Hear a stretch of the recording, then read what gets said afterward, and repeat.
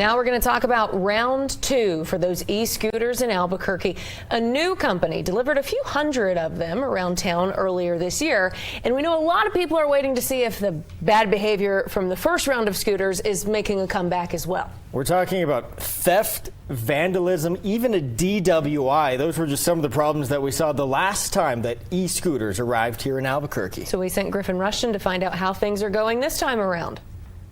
The e-scooters are back in Albuquerque. San Francisco-based Spin Scooters delivered the first batch of these bad boys about 7 weeks ago. And company leaders say Burqueños knew exactly what to do with them. We've had over 4,000 people take a ride in the past month and a half, and there are over 15,000 rides too. And company leaders with Spin Scooters say that's exactly what they were hoping for when they dropped off the first batch of 50 scooters in late September. We're up to about 250 right now, and our hope is to keep expanding that if we see the demand. And she says they're also considering expanding where you can ride the scooters. Right now they only work inside this blue area, but it seems that's where people want to use the scooters. We see the majority of the ridership is going to take place in downtown and closer to the university, but people are using it across the board, which we love to see. The more that we see ridership taking place in those areas outside, we'll start moving our vehicles there. So we know people are using these e-scooters, but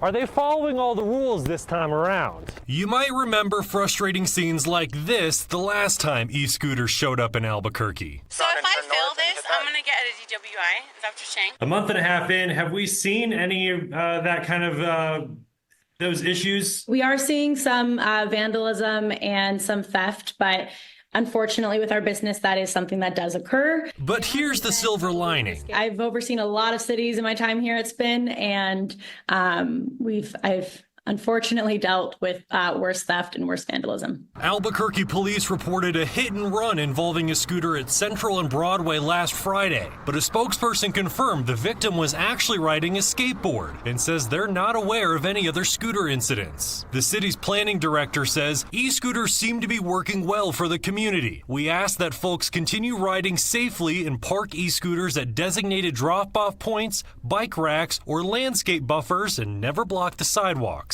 Being able to replace maybe what would have been, a mile-and-a-half walk with a short 5-minute scooter ride is really key in people just moving around a city and the livelihood that you have within a city. And so being able to provide that service in Albuquerque and hopefully continue to see it grow and expand within that realm is amazing. In Albuquerque, Griffin Rushton, KOB4.